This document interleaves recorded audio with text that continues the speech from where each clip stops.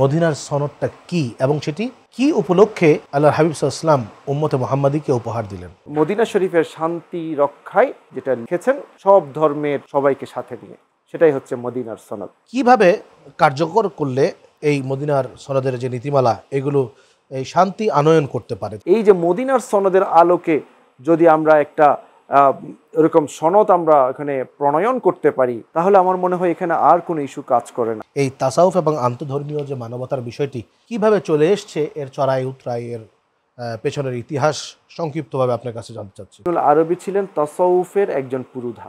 মুহিউদ্দিন ইবনুল আরবির অন্যতম মিশন এবং ভিশন ছিল পুরা বিশ্বটা আল্লাহর। SZHM ট্রাস্ট নিবেদিত ইসলামী আলোচনা অনুষ্ঠান আলোকধারা দেখবেন শুক্রবার সকাল 11টা 15 মিনিটে।